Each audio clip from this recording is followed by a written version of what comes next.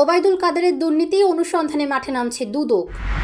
আওয়ামী লীগের সাধারণ সম্পাদক এবং সাবেক সড়ক পরিবহন ও সেতুমন্ত্রী ওবায়দুল কাদেরের অবৈধ সম্পদ অনুসন্ধানে মাঠে নামছে দুর্নীতি দমন কমিশন দুদক।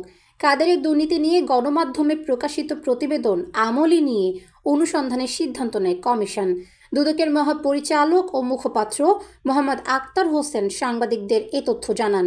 তিনি বলেন, গত 29 আগস্ট একটি জাতীয় দৈনিকে সাবেক সেতুমন্ত্রী ওবায়দুল কাদের ও এই সময়ে মন্ত্রণালয়ের সাবেক সচিব ABM আমিনুল্লাহ নুরীর দুর্নীতি নিয়ে খবর প্রকাশিত হয়। সেটি অভিযোগ হিসেবে আমলে নিয়ে যাচাই বাছাই করে অনুসন্ধানের জন্য কমিশনের বিশেষ তদন্ত শাখার মহাপরিচালকের কাছে পাঠানো হয়। এর পরিপ্রেক্ষিতে তার বিরুদ্ধে অনুসন্ধান প্রক্রিয়া শুরু হয়েছে।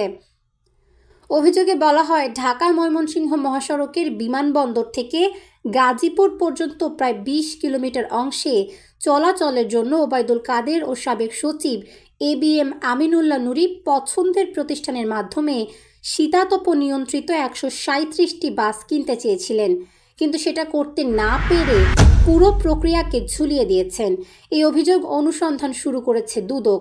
জানা গেছে, গত 5 আগস্ট আওয়ামী লীগ সরকারের পতনের পর ওবায়দুল কাদের 3 মাস দেশের ভেতরে লুকিয়েছিলেন।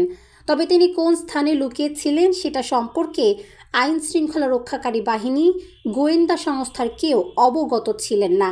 এক পর্যায়ে তিনি দেশ ত্যাগ করেন।